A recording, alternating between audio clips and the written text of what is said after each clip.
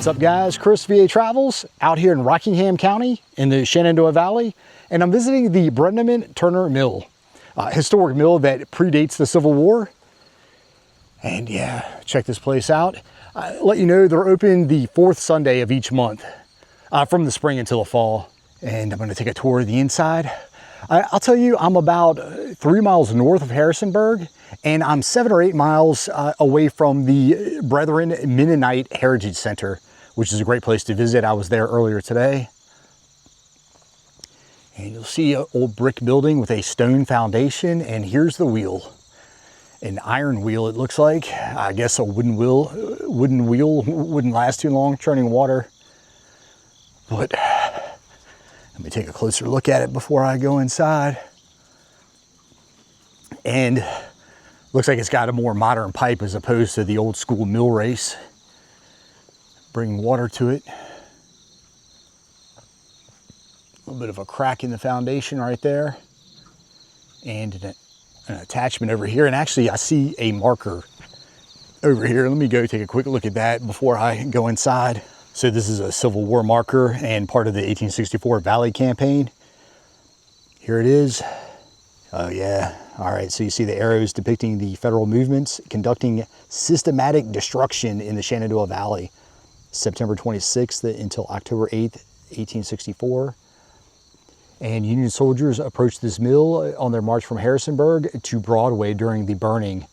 And yeah, part of Sheridan's 2-week campaign to burn the breadbasket. There's Massanutten, there's Mount Jackson. There's a wooden covered bridge in Mount Jackson I'm going to be visiting. I'm also going to the New Market battlefield while I'm down here. So if you're ever out at Luray Caverns or Massanutten, or of course in Harrisonburg, yeah, stop on by. And sketch by artist Alfred Wad. Okay, I saw his painting recently when I was at Patrick Henry's house. Or that would be Rural Plains. It's where he actually got married, I'm sorry. It was his wife's family home. But yeah, the BRENEMAN-TURNER Mill, 1930. Oh, all right, so, and you saw that sack hanging on the other side.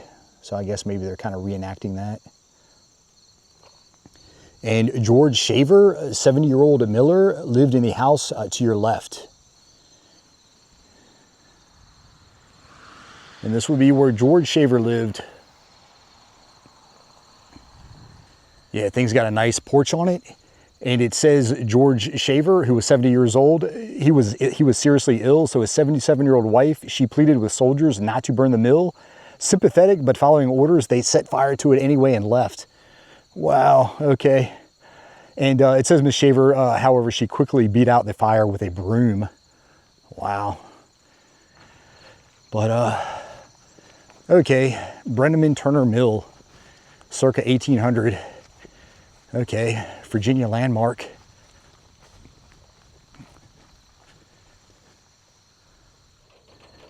And the mill's most recent owner was J. Howard Turner, and he operated it from 1933, wow, until 1988.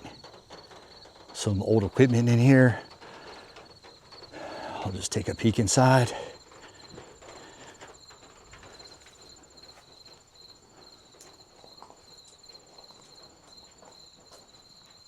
All right.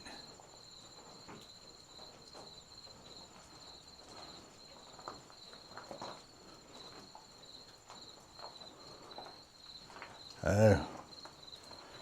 So I guess you would have the flour or whatever, pulling it up.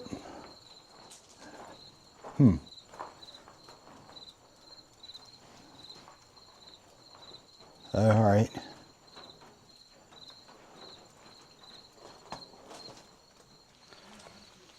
And I'm walking across a historic bridge. A fortunate fall. And yeah, you see that's where they would load and unload the carts. That pulley. And let's see, there are no records about the construction of the bridge, built by placing large flat limestones across the trail. There are no records about the construction of the bridge, but excavation revealed that it was built by placing large flat limestones across the trail race's sturdy stone walls. One of the largest stones, a massive 6 foot by 10 foot slab weighing over 8,000 pounds.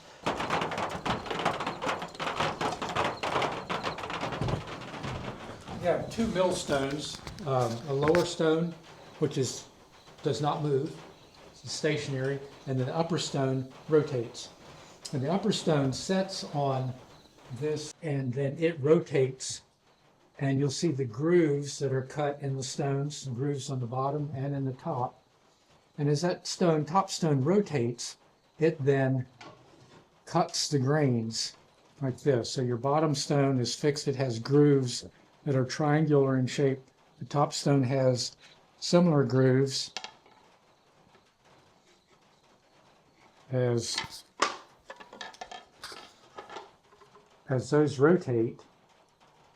You see the grain comes down in the center, and as they rotate, the grain gets pushed to the outside and cut along those by those grooves. So one of the critical things for the millstones is the gap between the two stones. The larger the gap, the coarser your grind. The closer the gap, the finer your grind. And so it's also very important that the stones be perfectly flat.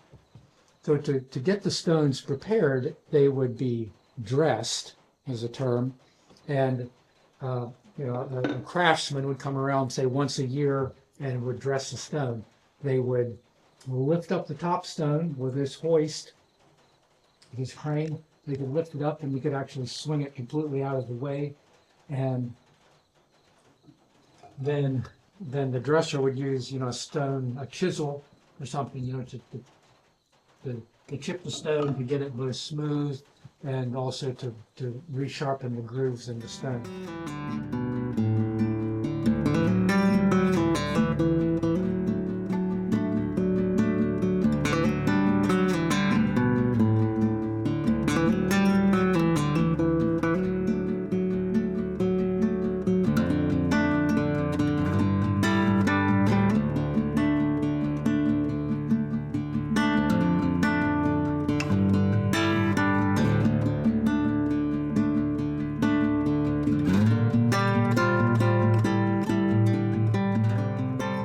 You could adjust the height was that this arm, which is has a pulley downstairs that's powered by the mechanism in the basement, which you'll see down there from the water wheel.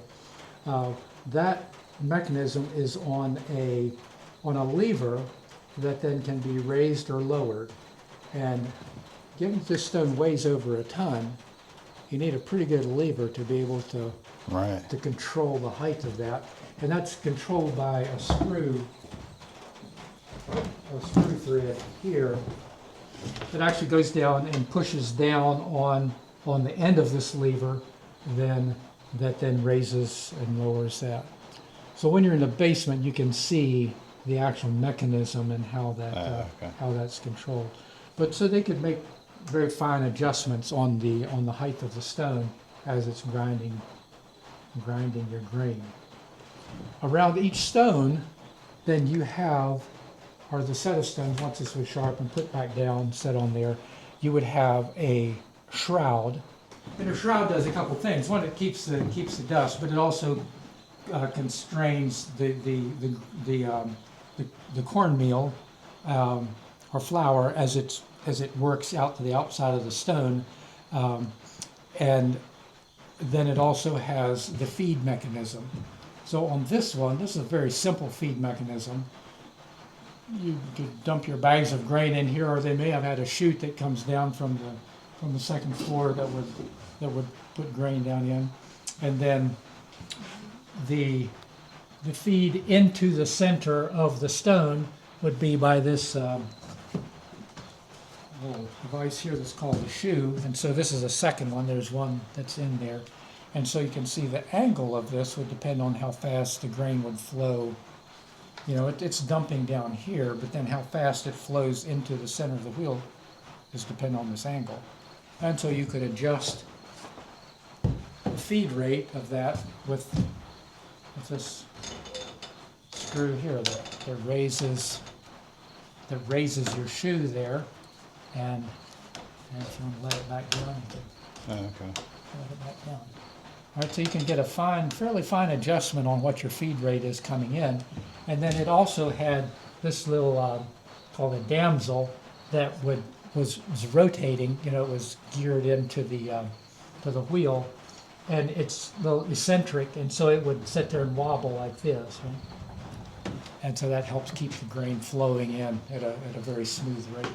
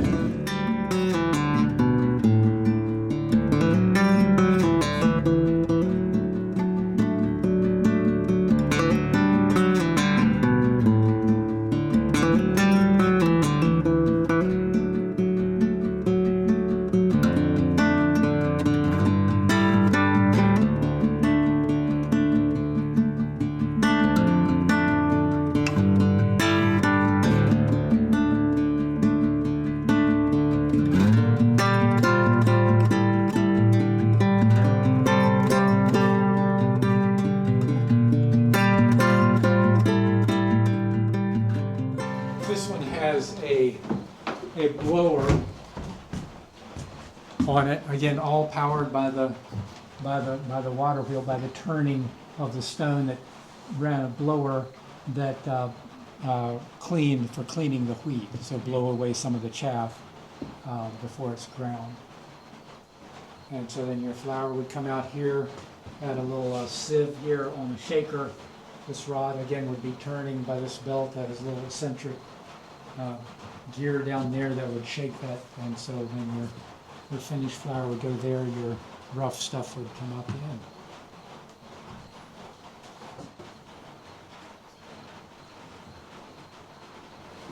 Then here is this is the water control wheel that opened the gate for water to flow over the water wheel. Okay. So you could control that from here, both to open the gate and as well as to control how much water was going over. The more water, the more power.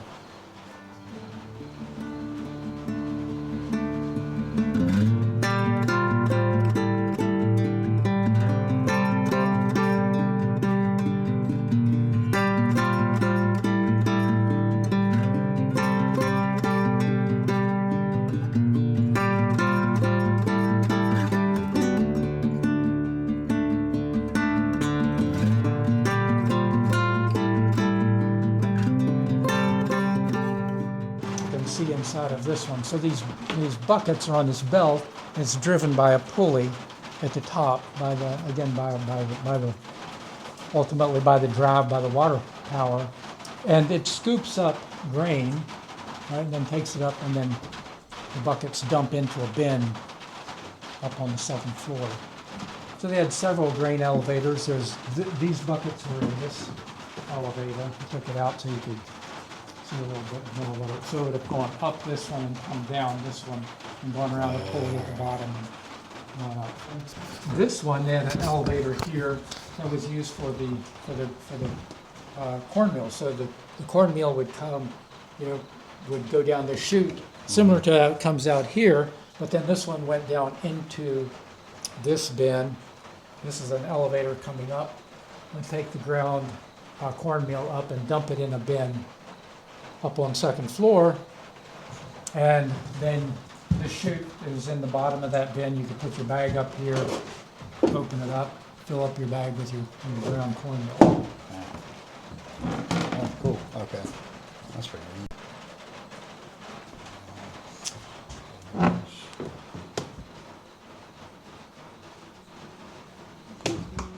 Before we take a tour of the upstairs, I'll walk through the miller's office, and while I do, I'll give you some history on the Breneman family. Abraham Breneman was a pioneer who came to this area from Pennsylvania in the 1770s, and he built the mill in 1800. He had 8 children with his first wife, who ended up passing away, and then 8 more with his second wife. Altogether had 111 grandchildren. So a good number of Mennonites who live here in the valley are descendants of Abraham.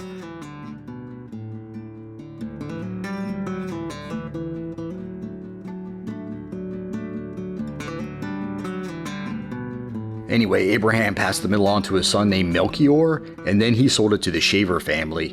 And the Shavers were brethren, so the property has been owned by both Mennonites and Brethren.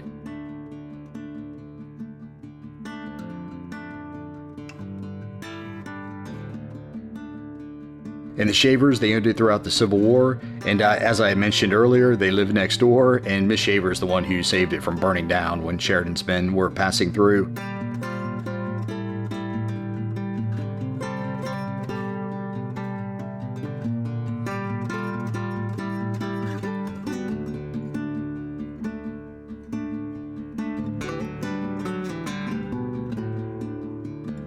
After that, it passed through a couple different hands until it was owned by the Turners. Mr. Turner owned it from 1938 until his death in 1988, and he ground corn and wheat throughout those 50 years.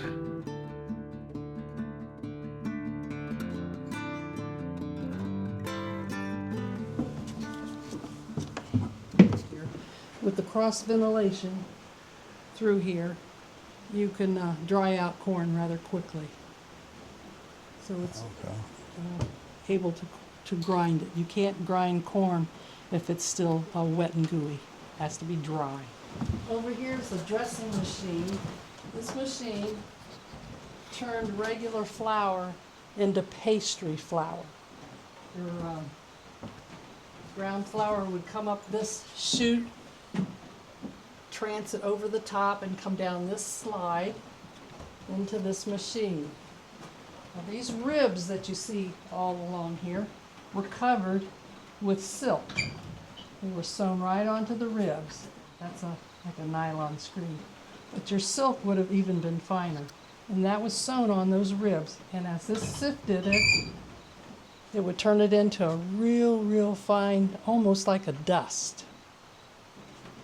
And that sinks down, goes down into the box down below here. And an auger would move it from that end back at an angle. You can't tell, but it's 3 inches higher down there. Back down here, gravity fed, and it would go down into a chute down below, down to the first floor where it was bagged up or put into a barrel. So this was what really made him money, to produce that fine flour. And that is driven from below by this chain drive. It comes up through the floor. Right? This overhead, this was the rope that goes to the hoist. You pull on this. This is like a remote control. You pull on this rope, and over there across the room, it engages the idle pulley. I don't know if you can see it or not, but see how it comes up and touches that belt? Yeah. And then that engages it. And you can defy gravity by making this hoist go up and down. But it's all water driven.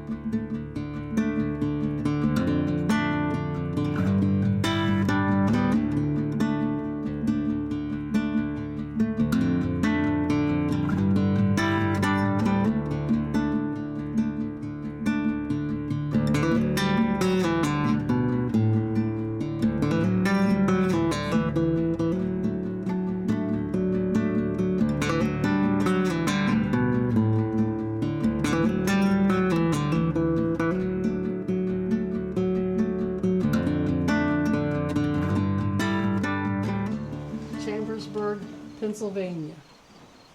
So that's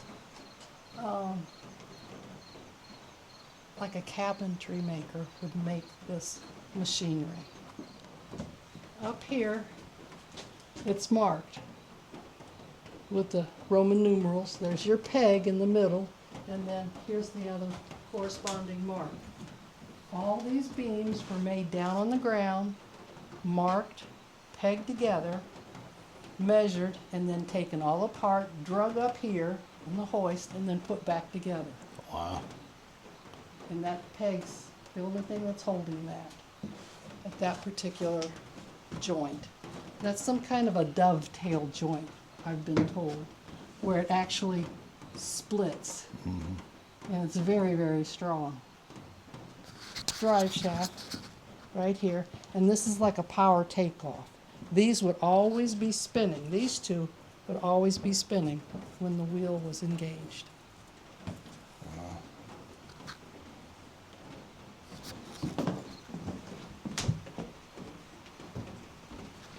In a mill, you want everything to run slow. So if you had a small gear, like over here, and you wanted that gear to run slower, you would add a belt like this to it. See, the pieces of wood on here, if that's hard rock maple, are attached to the canvas. So you could unstrap this, drag this over here, nail it, adjust it, and nail it together, and you could make this gear larger and it would run slower. So this transformer, let's call it, I can't remember the exact name, but every mill would have one of these adapters where you could drag it anywhere in the mill, adjust it, and make a small gear run slower by making it bigger. It's pretty neat. Yeah, isn't that something?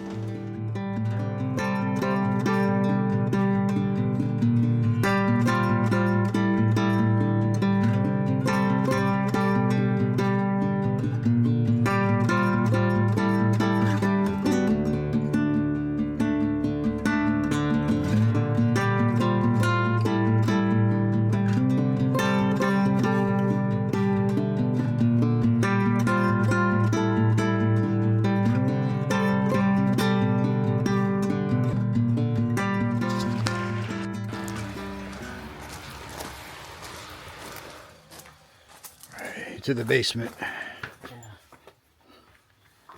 So down here, we'll see kind of the inner workings of the gears and everything and how power got throughout the mill. So watch your head here. So this large geared wheel is the water wheel that was turned by the water outside. And this would turn over there, that kind of medium-sized wooden wheel there on a horizontal level. That would come across and turn that big wheel here, which would then come down to this small one. So we're gearing up twice before we then turn the power horizontal. So then these wooden wheels that are horizontal here are what turn the millstone. So this one turns the millstone hooked onto the vertical shaft. That one then turns the other millstone, the two large millstones up there are turning off this. But all the power in the whole mill is running off of this vertical shaft all the way up to the third floor. Okay, that's the main. Okay. Yeah. One safety feature, you can see those vertical teeth there. Those are actually just wooden. And what would happen is if you're stone bound or if something else bound throughout the system, rather than the metal gears breaking, which would be really difficult and expensive to replace, these wooden teeth would strip out. And you could just watch your head right behind you. Use this post here. These wooden teeth would strip out, and then you could just put new wooden slats back in there. And we know that when Breneman was operating, when Turner was operating the mill, we know he replaced these teeth at least once. We don't know if he had that accident where, the stone bound or something like that, or if they just wore out and they had to be replaced. But it's pretty remarkable the amount of power that's generated just from the water wheel and with gears and stuff. I mean, today we take electric motors for granted, but kind of everything in the mill is running off this power. On the main floor, we talked about how the upper stone and the lower stone, the distance between those two stones is really, really crucial. This is that mechanism that allows the stone to be lifted just ever so slightly. So we saw kind of those hand cranks. So you could crank there, and then that would come across, and right here is lifting or lowering the stone, the upper stone, by millimeters at a time to get the correct grind of the flour that you wanted. So they have power running everywhere, and one thing that Turner used it for was to turn his whetstone to sharpen his tools. So, rather than having a kick or hand crank or today they would be electric, but just running it off the mill's power. So originally in 1800, the water wheel was actually here. You can see how there's a different section of stone right there. So the wheel was on this side. And one thing you can notice is that this wood, which is the frame of the building, And then this wood, which is what the stones rest on and where the wheel came in, is actually a separate frame. So this is what's known as a Hurst frame. But the vibrations from the stones circling and from the wheel turning, by building a separate wooden frame, it's not shaking your building, which is what now this building is, 226 years old. If you would have the vibrations of the wheel turning all the time on the frame of the house, that would be, on the frame of the building, that's kind of shake your building down over time. So this is called a Hurst frame, which I like to share because my last name is also Hurst. And yeah, just really cool looking at all the various gears and stuff. But yeah, using belts and pulleys and kind of the various ratios you can achieve for that, they could speed things up, slow things down exactly how they needed. This is a generator. I was gonna say. Okay. So just at some point, Turner decided, hey, I've got this turning all the time here in the mill. Why don't I just hook up electricity here and then I get free electricity? So he did. So for many years, they just ran their house electricity and the mill's electricity off of this generator rather than pay the county for electricity. Smart. Yeah. Yep. They would heat up brands in here. They would pack the flour into barrels. And they would use the fireplace to heat up a metal brand, and then they would brand their name, Breneman, into the barrels of wheat, and then they could ship it up to D.C., out to Baltimore to be sold internationally or sold in the city. But sometimes they would just put the brand here in the log. So you can see over the years, this post was the one they practiced on. And you can also see that at some point they changed the spelling on their last name. So Breneman, here spelled with an A-N at the end, and here with an E-N. So the E-N spelling is the one I know, like I grew up with a Breneman. So it's a pretty common Mennonite name still today, but usually spelled with an E-N. So I would guess that was the later spelling, but I don't know that for certain. Okay. All right, any questions down here? I don't think so. Okay. Are these just like spare wheels, I guess? Yeah, I don't know. Or this shaft, so this belt might have run to this wheel. I don't exactly know, but so they could have turned this, I guess, maybe powered these grain elevators, or I don't know where those were getting power. So at some point, this drove one of the systems, but I'm not sure exactly which one. Cool. Yeah. And I think we just saw the date on here somewhere, but this is also 1800s drill press. Where is it? 1869. This drill. Yeah.